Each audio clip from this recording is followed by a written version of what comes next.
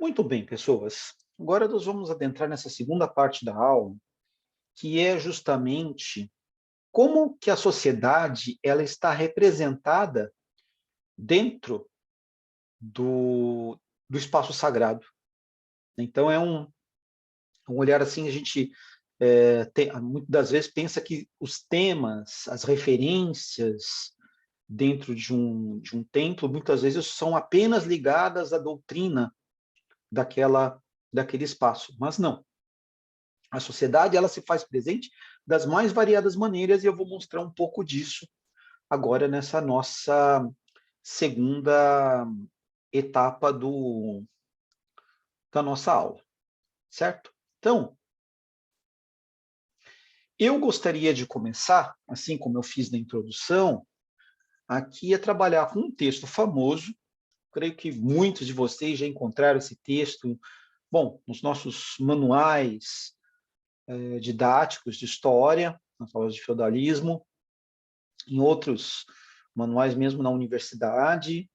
É um fragmento bastante conhecido, escrito lá no século X, nos anos 900, pelo bispo Aldaberon, que é bispo da cidade de Lyon. Lyon é uma cidade que fica ao norte, aqui norte de Paris, no norte da França, em direção ao que seria ali a Holanda, a Bélgica. Né? Então, né, naquela região. E o que nos diz o bispo Aldaberon? A ordem eclesiástica forma um só corpo, mas a divisão da sociedade compreende três ordens. A lei humana distingue duas condições: o nobre e o não livre. Não são governados por uma lei idêntica. Os nobres são os guerreiros, os protetores das igrejas, que defendem a todos os homens do povo, grandes ou modestos, e também a si mesmos. A outra condição é o dos não livres. Esta desgraçada raça nada possui sem sofrimento. Provisões, vestimentas são fornecidas a todos pelos não livres, pois nenhum homem livre é capaz de viver sem eles. Portanto, a cidade de Deus, que se crê única, está dividida em três ordens. Alguns rezam, outros combatem e outros trabalham. Bom, então esse não livre, muito citado aqui no texto, é o servo, o substituto do escravo, na transição aí daquilo que for a organização romana para aquilo que a gente chama de organização feudal. Então, era o camponês preso à terra. E isso tem raízes lá no próprio período final do Império Romano, o chamado colonato. O colonos era um trabalhador que ele estava trabalhando uma terra que não lhe pertencia e ele era preso àquela terra. E o que a gente vai encontrar é a nomenclatura aplicada a esse indivíduo, que num período lá ele foi chamado de colonos, e depois ele passa a ser chamado de servus, ou servos, né? Que é o termo que na Roma Antiga se aplicava aos escravos. Então ele é o substituto dos escravos.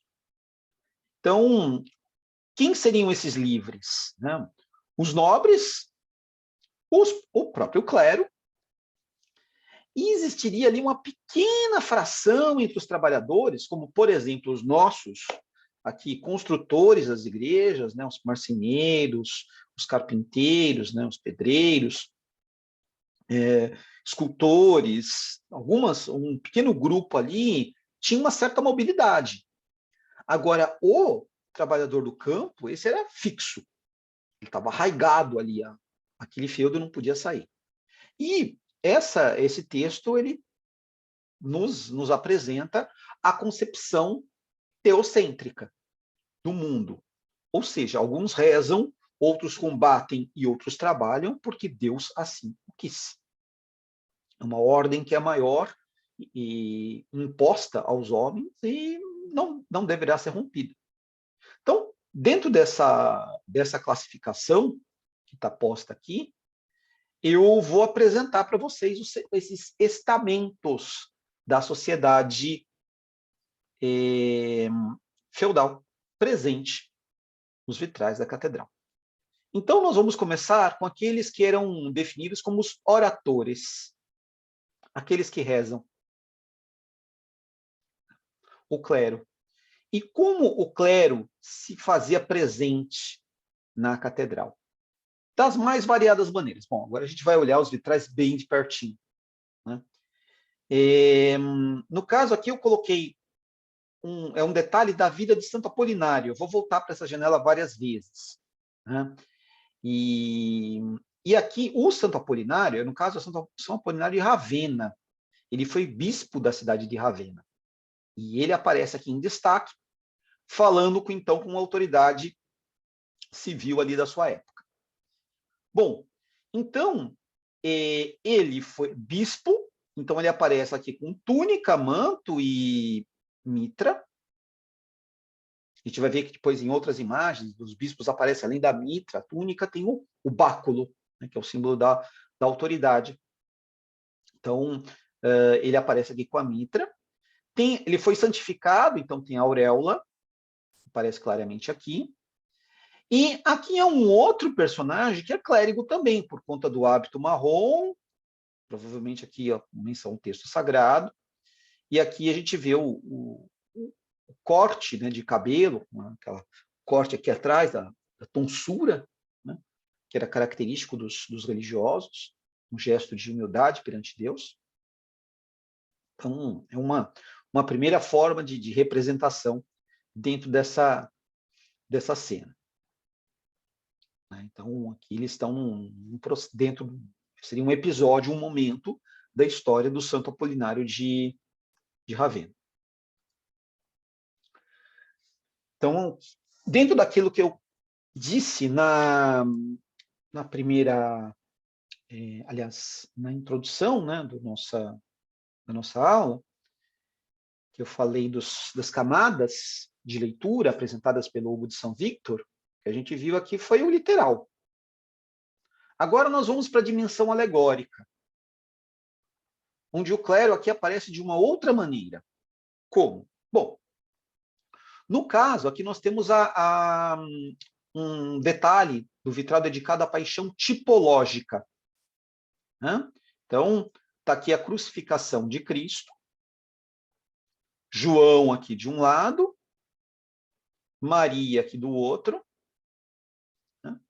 Então, Maria com as mãos, né, exclamando, né, o que estão fazendo com o filho dela, o João aqui com a cabeça, né, tombada e a mão, né, para cá, num gesto de tristeza, e os algozes romanos aqui torturando Cristo. Esse sujeito com a haste aqui com a esponja de vinagre, e o outro aqui com a lança, seria o soldado Longuinhos, né, depois que se transforma no São Longuinho, transpondo aqui transpassando Cristo com a lança.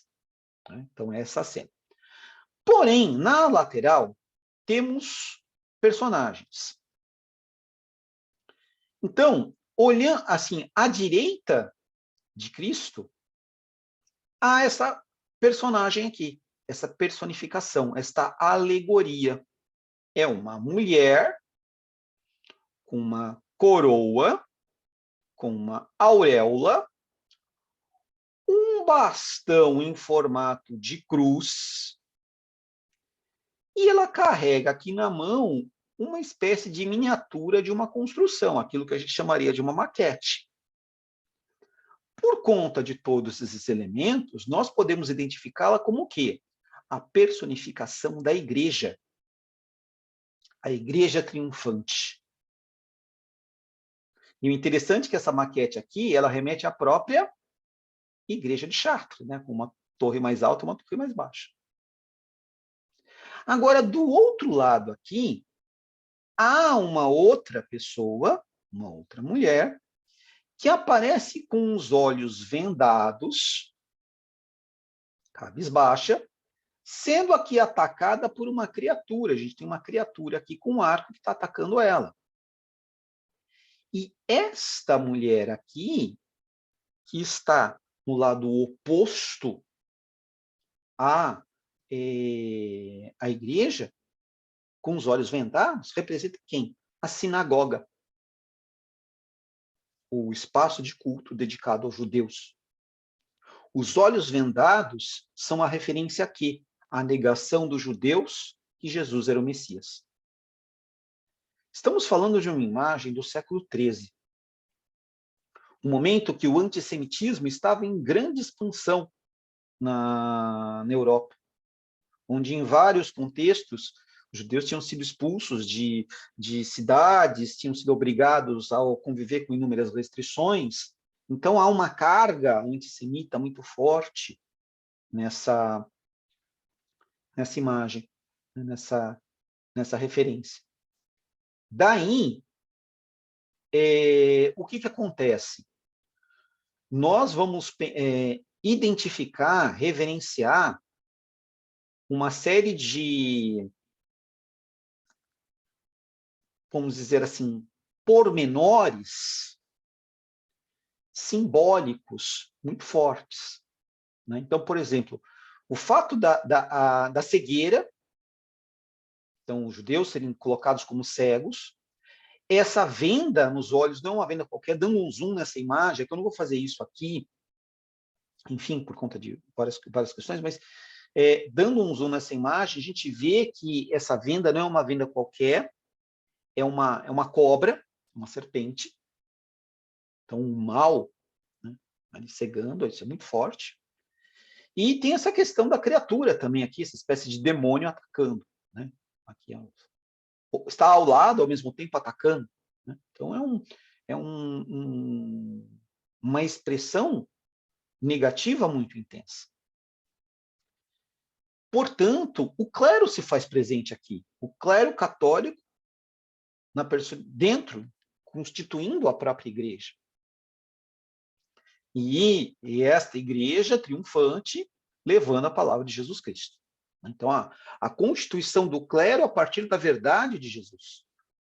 E a exclusão daquilo que é o errado, que é o incorreto, no caso, concentrado aí na figura dos judeus. É uma imagem de um peso antissemita muito intenso que marcou aquele momento. Enfim, e isso teve várias ondas, né, ao longo da história da Europa, em diferentes contextos, diferentes momentos que a gente pode analisar. Então, aqui nós temos o alegórico, mas temos também a questão do próprio tropológico, né, que é a questão moral. Há um lado certo, há um lado errado. E aqui o lado certo é apresentado como o lado cristão e o errado apresentado como o lado dos judeus. Né? E a ideia de orientar os indivíduos aqui, a elevação, né, da sua elevação espiritual, buscar o caminho certo, buscar a salvação, buscar a luz. Né? Então, isso vai se apresentar dessa forma, dessa maneira, nessa imagem. Bom, saindo dessa dimensão, né, tensa, né, que a gente observou ali, temos uma outra representação do clero. E aqui eu lembro que eu falei, olha, eu vou voltar várias vezes a essa janela, né, a vida de Santo Apolinário. Esta é a base do vitral. O que aconteceu? Um cônego, né, que no caso foi o Monsenhor Guillaume Thierry, né, seria Guilherme, né, para a gente, né, mas, enfim, Guillaume Thierry, ele quis clarear a nave um pouco. Então, o que ele mandou fazer? Mandou que na base do vitral de Santo Apolinário fosse feito colocar um vitral mais claro, que é esse aqui. Esta técnica a gente chama de grisalha. Tá? Grisalha no português, grisaille no francês. E aí, o que acontece? Ela envolve, tem um fundo branco, detalhes em preto e amarelo, de um modo geral. Que nem, por exemplo, essa imagem que eu estou usando aqui de fundo, para minha aparição, é também uma grisalha, mas de uma outra janela, não muito distante dessa daí. Onde a gente tem aqui, vocês conseguem ver uma cena da Anunciação. O Gabriel está aqui e Maria está aqui. Só que a cena está invertida, né? A gente, na projeção, acaba tendo a inversão, né? Então, isso aqui é uma grisalha também. Então, é o seguinte, o nosso personagem em questão, o Guillaume Thierry, está aqui, ó, ajoelhado piedosamente diante de quem? Da Virgem Maria e o menino Jesus, Notre Dame. E ele está cercado de uma série aqui de santos e santas que aparecem aqui, que são identificadas. Aqui. E temos aqui, ó, santos. Aqui uma santa, um santo, outra santa. Reparem que, por exemplo, esse santo aqui, ele foi um bispo, que ele aparece, olha só, com a mitra e o báculo. Né? Agora, por exemplo, esta santa aqui, ela foi uma abadesa, ela aparecendo só com o báculo. Então, numa abadia de mulheres, a abadesa, ela é responsável ali por aquele grupo. Né? Esse outro aqui já é um abade, também aparece com o báculo. E aqui aparece um texto em francês antigo. Olha que interessante. Uma coisa seria o texto escrito em latim. Um grupo muito estrito, no caso, os membros do clero iriam ler. Agora, já escrito em francês antigo, um francês mais arcaico, isso permitiria um número maior de pessoas a verem. Né? Isso, no caso, data do século XIV. Eu, na minha dissertação, eu fiz a transcrição, tradução. Eu vou ler aqui para vocês, mas depois, se vocês tiverem interesse, eu coloquei na bibliografia, né, vários livros, dentre eles, o meu trabalho de dissertação, mestrado. E esse texto aqui nos diz o seguinte, ó, Monsenhor Guillaume Thierry, cônego daqui, senhor da lei que fundou este altar em honra de Nossa Senhora e dos santos e santas que aqui estão, no ano da graça de 1328, no dia de Todos os Santos, por 2 capelães perpétuos. Então, o que acontece? Não pelas informações que estão ali, não só está exaltando essa ação do Thierry, mas também está mostrando que, depois da morte dele, 2 capelães estariam ali rezando pela alma dele. Então, é um espaço muito particular, vamos dizer assim, que esse vitral vai ocupar e é ele na história da igreja. Né? E este Monsenhor dentro da sua representação no clero. Bom, uma outra forma que o clero está presente também é na forma de comitente.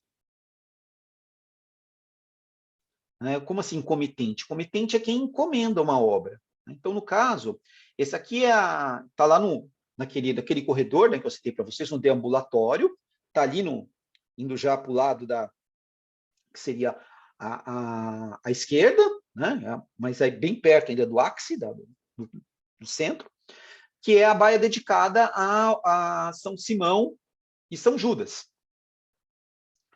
Então, ele encomendou. E ele aparece aqui. Também, ó, com a túnica, a gente vê a tonsura, posição de oração. Para quem? Nossa Senhora, o menino Jesus. E aparece claramente o nome dele aqui. Henricus Noblet. Henri Noblet seria o nome dele. Gente, há um padrão na organização dos vitrais. O doador, ele sempre fica na base, que é a parte mais visível. Então, a ideia de bater o olho e falar, foi fulano, foi a corporação tal, foi o religioso tal. Então, há um interesse nesse contexto de favorecer a identificação visual de quem encomendou aquela janela. Então, um clérigo aparecendo aqui também. Bom, deixando os oratores, agora nós vamos para os belatores. Bellum, em latim, é guerra. Bellator é o guerreiro. Então, os belatores são aqueles que lutam. E daí nós vamos encontrar o quê? A representação da nobreza. Como a nobreza aparece representada nos vitrais.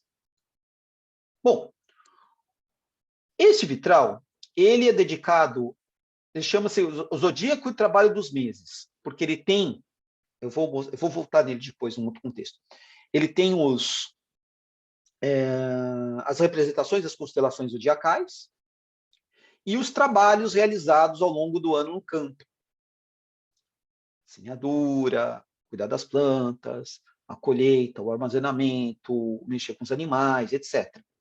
E o zodíaco está aí não por uma questão de, como a gente vai conhecer, da visão de futuro, adivinhar futuro, astrologia, coisa, etc. Mas o círculo, né, o circuito, vamos dizer assim, né, o percurso que o Sol faz nas casas zodiacais, passagem do tempo, o ciclo do ano. E no caso, este vitral, ele traz na sua base, ele foi, né, aí aparece bem marcado o papel do quê? Do nobre local. Esse sujeito aqui, ele é o Conde Thibaut, ou a gente chamaria ele em português de Teobaldo. Então ele aparece aqui com o escudo e a lança no seu cavalo, tá de armadura, olha, a gente vê a cota de malha, só o rostinho dele aqui para fora, e ele está saudando, está respondendo à saudação das pessoas ali, estão, né, fazendo gestos, né, de acolhimento, de saudação a ele. E tem um pequeno texto escrito aqui, em latim, que fala que esse Comes Teobaldus deu uma liberdade para essas pessoas. Qual a liberdade? Que no momento das vésperas, as vésperas são as preces que acontecem ali no final da tarde, eles pudessem parar o trabalho e fazer as orações, sem serem punidos. E, portanto, o povo, agradecido pela decisão desse senhor, aparece assim. Então, é uma exaltação da figura desse nobre. Uma segunda forma, e aqui nós estamos numa daquelas grandes janelas da ábside. Então, seria na parte de baixo dela, é um terço do vitral. Então, a gente pode tomar, assim, grosso modo, cada quadrado desse aqui com 30 centímetros, né? Então, vocês estão vendo o tamanho que essa imagem tem. Então, aqui há uma família de nobres. Qual família? Está aqui, ó, Galfridos. Certo? Onde o nobre está aqui, a sua senhora está aqui, ambos em posição de louvor. Tem aqui um clérigo com um turíbulo, né, o incensário. Aqui uma cuia com oferenda. E tem aqui uma espécie de pajem segurando, né, uma haste com a bandeirola, o estandarte da família deles.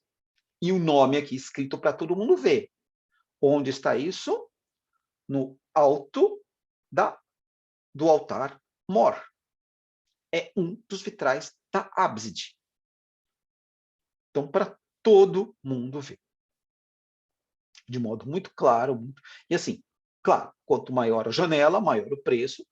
E o dispêndio de dinheiro, é interessante que aparece aqui, ó, no centro da imagem, aparece uma bolsa dele aqui, né? Ele gastou dinheiro para fazer essa doação e está lá, piedosamente representado. Bom, se a nobreza agia assim, e a realeza? Eis uma das rosáceas. Então, essa daqui, no caso, é a rosácea norte. Ela está no lado do transepto norte da igreja. E quem a financiou? No caso, era já o início do reinado do rei Luís IX, o São Luís, E só que ele, quando assumiu o trono, em 1226, ele era um menino. Estava com 10, 11 anos. Então, obviamente, ele não ia governar.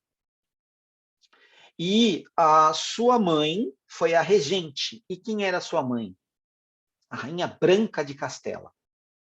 Então, ela mandou financiar esta rosácea. Bom, o tema principal da rosácea norte é Notre Dame, é Nossa Senhora. No alto, aqui aparecem quem? As pombas do Espírito Santo. Aqui embaixo, em volta dela, a corte dos anjos. Aqui os reis,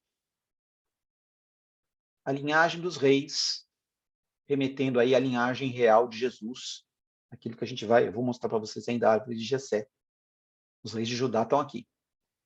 E reparem que em volta vocês vão encontrar essas pequenas florzinhas com o bleu royal, o azul royal, real, né? E a fleur de lis, a flor de lis, em amarelo. O símbolo da Casa Real Francesa, que aparece nesses lancetes aqui também. Agora, intercalando aqui com os lancetes, aparece o quê? O brasão de Castela, já que a Branca de Castela, enquanto rainha regente, encomendou a construção financiou, né, a construção dessa rosácea. Então, a realeza se faz presente por Cristo, o Rei dos Reis, Maria entronizada e coroada aqui, né, a Regina Coeli, a Rainha do Céu, os reis da Bíblia estão aqui, e para todo mundo ver os brasões da dinastia reinante. Lembrando que a realeza é o topo da nobreza, né? Então, é uma outra expressão. Agora, o que acontece, gente? Quando você olha isso na catedral, abaixo da rosácea, você vai encontrar lancetes, que são vitrais maiores, né? Que estão distribuídos na estrutura de sustentação da rosácea. Então, aqui eu escolhi o seguinte, eu escolhi esse detalhe da rosácea norte. Agora a gente vai ver o detalhe da parte de baixo da rosácea sul. Então, embaixo da rosácea norte, tem um conjunto de lancetes como esse aqui, mas eu não quis mostrar isso, eu quis mostrar esse aqui. Por quê? Por conta de uma outra situação, né? A rosácea sul, ela foi financiada por esta casa nobre aqui, ó. O escudo está aparecendo aqui. Aqui está aparecendo o conde. Aqui está aparecendo a condessa. E aqui estão aparecendo os herdeiros. São os condes de Dreux. Dreux é uma cidade que é próxima a Chartres, e na época era um feudo vizinho. Então foram eles que doaram. No centro está quem? Maria coroada com o menino Jesus, seus braços. E aqui nas laterais aparecem as figuras dos evangelistas. Agora, vocês devem ter já ouvido falar uma expressão que diz que é muito repetida na Idade Média, que assim nos diz que somos anões em ombros de gigantes. Então, a geração mais nova reconhecendo que a mais antiga,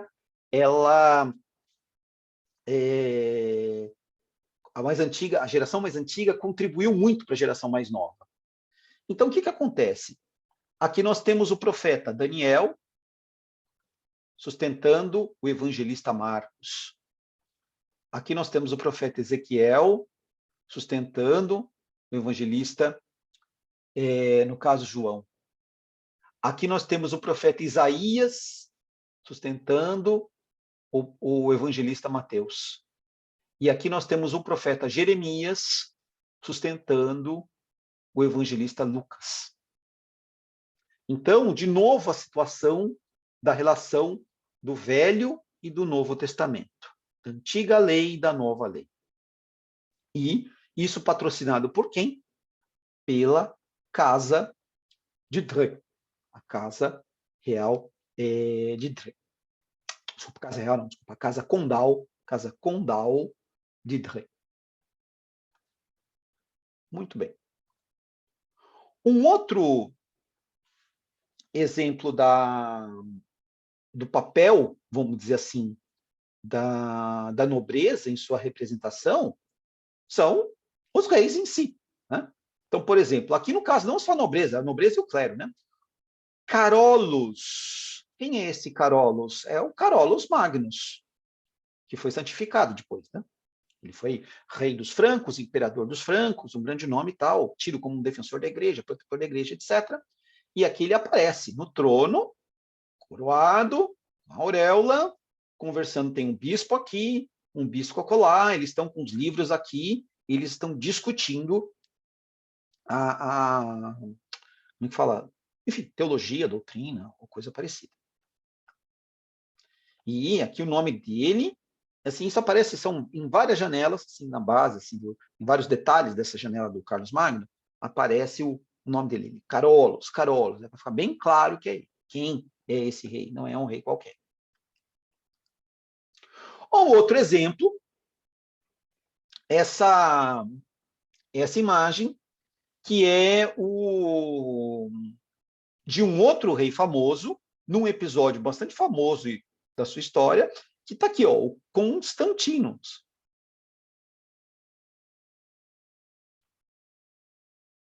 Né? Então, é o batismo de Constantino. Ele sendo batizado com a coroa. Então, para não ter dúvida, tá o nome dele ali, apesar que tem um errinho aqui, né, no nome, né? Constantinos, né? Mas aqui está faltando um N, tem um pequeno errinho. Ele aparece aqui usando a coroa, para ninguém ter dúvida que é alguém da realeza. Está sendo batizado aqui pelo bispo. Né? Tem que estar acompanhado aqui de outro sacerdote. E aí tem os membros aqui da corte estão junto. E isso está no vitral dedicado à vida de São Silvestre, que foi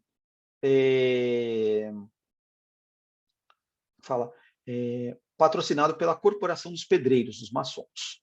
Então, esse vitral aqui fecha o ciclo que eu selecionei para a gente falar das representações da nobreza.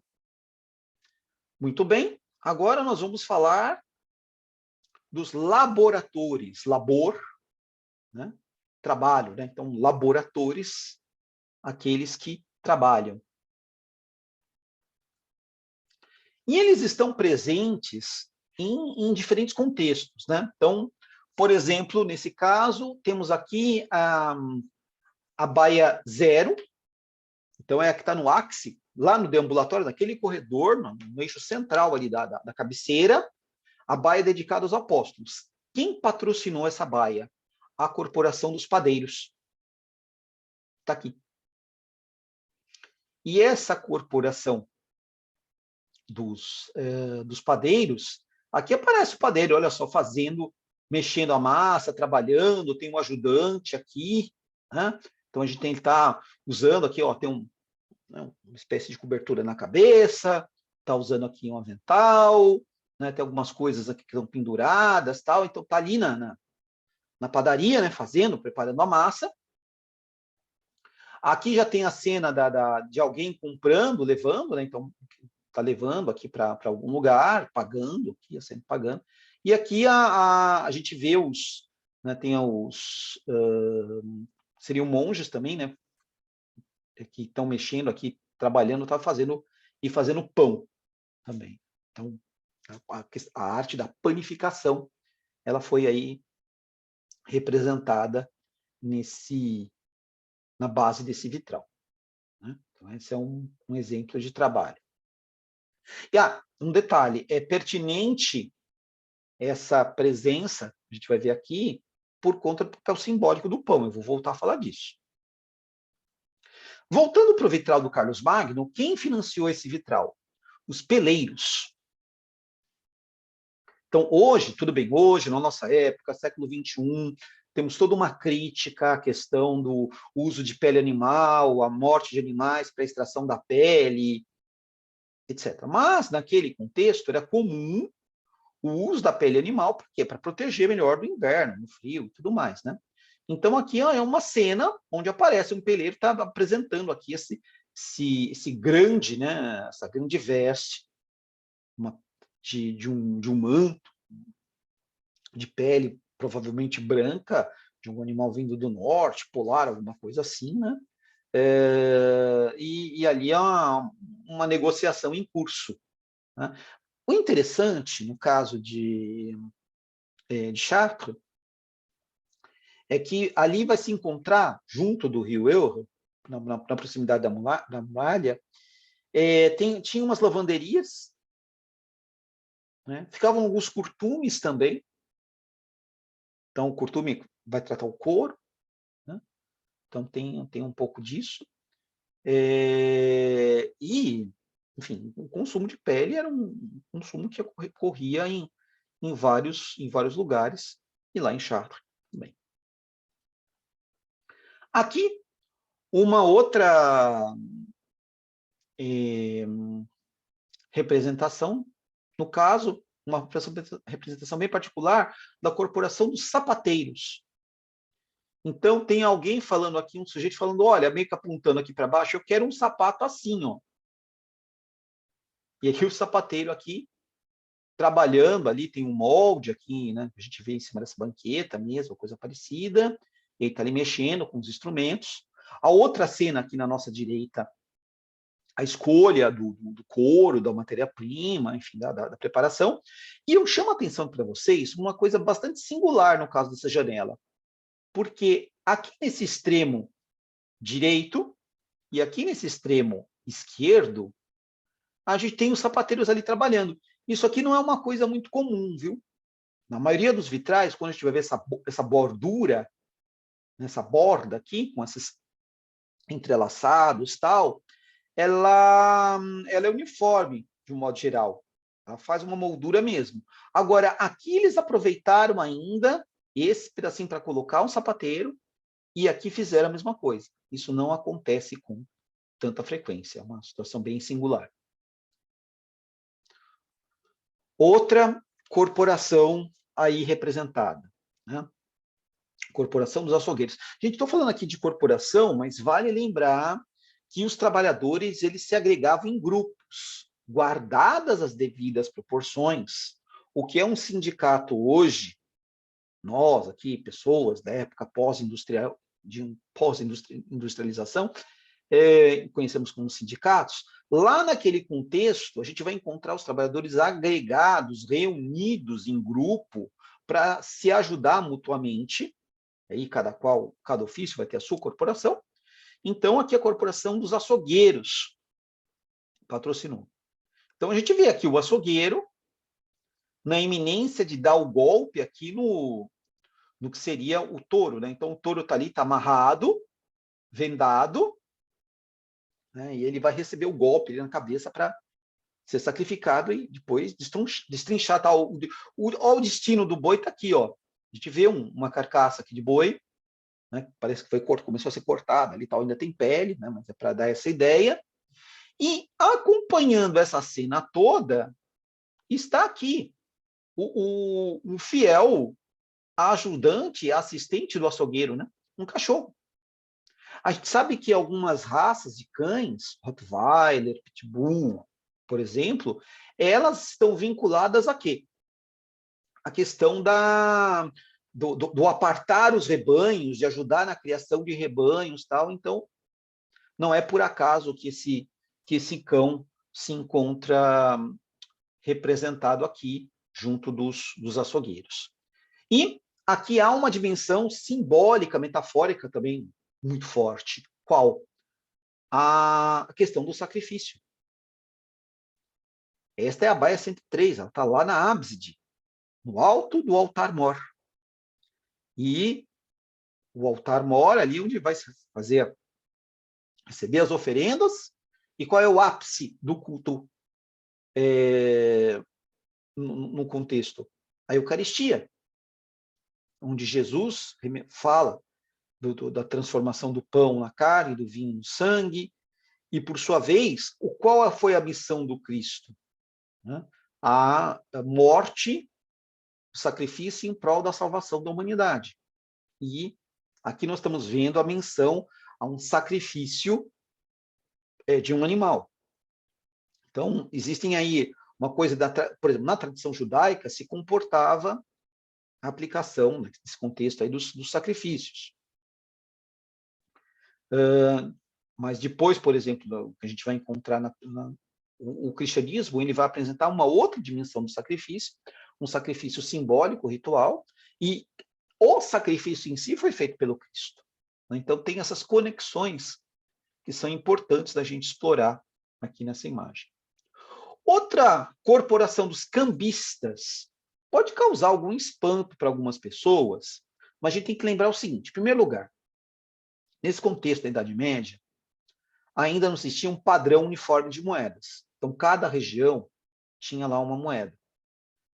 Então, mercadores que vinham negociar de uma cidade para outra, quando chegavam na cidade que estavam ali indo negociar, eles tinham que procurar esse personagem, o cambista, para fazer o câmbio, changer, em francês, ou change, no inglês, né? Cambiare, trocar. O cambista é o sujeito que fazia a troca. Essa é a interpretação. Então, você trocava a moeda do seu lugar de origem pela moeda de uso local ali, tinha, claro, uma taxa, tinha uma diferença de alguma coisa. Aí eu tenho que estar usando aqui a balança. Então, a gente vê aqui, ó, moedas de ouro, essas moedas mais claras aqui, moedas de prata, e a prática do câmbio aqui acontecendo. Vale dizer que, no caso de Chartres, quando se sai da catedral pelo lado sul, você desemboca numa rua que está ali, está marcado no chão, está lá, a rua das trocas. Rue de Change. Está ali marcado no chão. Uma herança desse, mapeando onde é que eles estavam. Né? Estamos bem perto ali da igreja. E, de novo, vale dizer que isso remete também à questão do dízimo, né? Que era recolhido ou em moeda ou em produtos das pessoas, de um modo geral. E, com esses recursos, a catedral foi erguida. Então, não seria possível erguer um edifício com essa dimensão toda, essa riqueza toda, sem recursos. Né? Então, esse é então, a questão do dinheiro está ali presente. Bom, eu falei para vocês do trabalho rural, do trabalho agrícola, e aqui agora a gente tem um detalhe desse vitral dedicado aí ao zodíaco, o trabalho dos meses. Então, aqui a gente tem as constelações, ó, constelação de Escorpião. Desculpa, Escorpião não, esse aqui é Câncer, é que o bicho é tão feio, mas é Câncer, desculpa. Virgo, né, Virgem, tá aqui, né, até aqui Léo. E aí tem a identificação dos meses, ó, agosto, então aqui é alguém terminando aqui uma colheita, né? Július, aqui ó, Július, né? Alguém usando, esse camponês aqui usando a foice, esse outro aqui também, ó, fazendo a colheita. Aqui tem a floragem, né, e a frutificação, né? Então, um período que junta ali, que seria o de virgem, né? Então, pegando ali o contexto do final do verão. Então, é um conjunto de referências, né, onde a gente vai encontrar a marcação da passagem do tempo em cada época do ano, marcado por cada constelação zodiacal, uma determinada atividade. Então, é isso, por conta disso que há a expressão dessa baia. Agora, a gente vai encontrar isso em outros lugares também. Tá? A gente vai encontrar, depois, quando, por exemplo, do século XV para frente, quando começa a aparecer relógios astronômicos, o zodíaco marcado, marcação da época do ano, ou em alguns calendários, em livros de orações também. Aqui, bom, não podíamos deixar de falar da corporação que responsável pelo maior trabalho, que é erguer toda a catedral, né? A corporação dos pedreiros. Então, aqui tem a pedra sendo talhada, sendo cortada. Aqui a construção do templo em si. E aqui o trabalho da escultura. E os pedreiros aqui trabalhando. Como eu mencionei para vocês antes, gente, pedreiro em francês é maçom.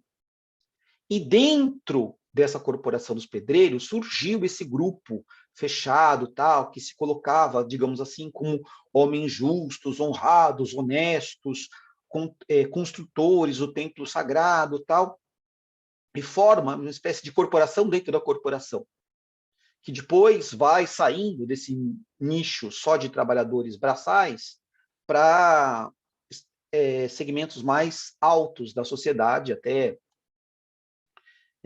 a gente vê aí a transformação na maçonaria que vai chegar depois na Idade Moderna. Mas a origem da maçonaria está aqui, nesse contexto do período medieval. É claro que os maçons têm a sua história oficial, e na sua história oficial eles contam outra versão. Mas eu aqui, enquanto um historiador, um cientista das ciências humanas, eu estou me valendo da interpretação que a gente tem dentro daquilo que as evidências históricas nos mostram. Tá? Agora, a interpretação da própria ordem da maçonaria é uma outra questão que eu não vou entrar aqui em discussão.